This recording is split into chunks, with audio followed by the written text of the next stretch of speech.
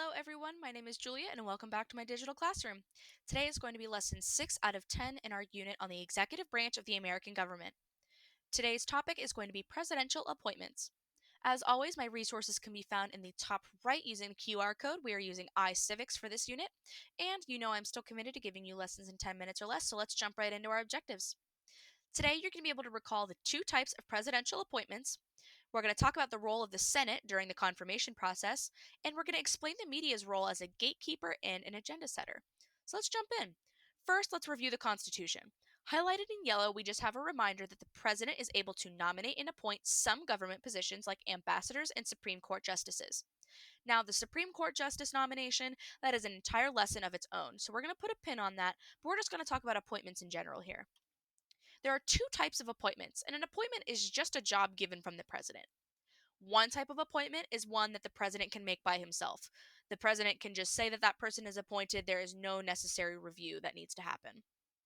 Now, the other type of appointment requires confirmation, and confirmation is Senate approval.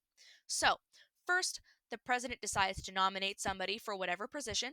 Then the person goes through a whole bunch of Senate hearings and reviews and background checks and debates and stuff like that. Then finally, the Senate will vote. A simple majority vote will confirm that nominee. So, as a review, a simple majority is just the most votes win. So, out of a group of 100 senators, the second that 51 of them say yes or no to somebody, the decision is made.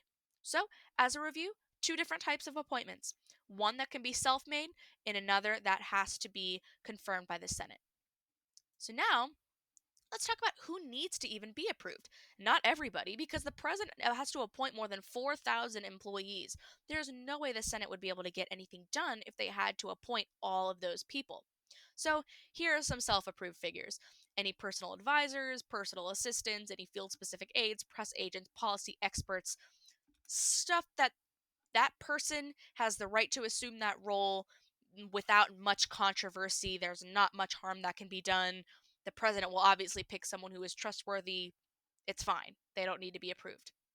However, if there is somebody who is advising the president, people who are working closely to the president, anyone who is making top decisions in the countries, you better bet that the Senate needs to approve that person. Basically, if that person is going to be able to affect the American people at mass, the Senate needs to approve them, which makes a lot of sense. It helps with that checks and balances thing that we've talked about a lot, where one branch of government can't overpower the other. So if the Senate is able to have a little bit of a hand in that, it just makes it a little bit more fair, a little bit more balanced. So now we're going to transition to gatekeeping and agenda setting. And this is the idea that the media is a gatekeeper. And the media tells us which issues that the general public should hear about. The agenda setter is the idea that the news media discusses what issues should be priorities. So, I want you to use some caution as you receive information from the media, especially as appointments are made, because whenever there's a need for the Senate to make an appointment, people's ears usually perk up. They're trying to look deeper into that person, they're trying to find a controversy, they're trying to find reasons to support them. So there might be a lot of false information going around, and the media is usually the person to tell us that. So there are tons of appointments that are done that we really don't hear about, but you better bet if you hear about someone through the media, you better perk up your ears a little bit because they're probably important. So, you should use some caution because if the media can tell you what they think is important enough to be newsworthy, but they can't tell you what opinion to form about it. And I love that quote. I pulled it directly from iCivics because you have the responsibility to read from a multitude of sources. Remember, triangulation, whenever you can check from multiple sources to make sure that the information you're receiving is true. So you can read all that stuff, but the media can't tell you how to feel about it, or rather you shouldn't let them.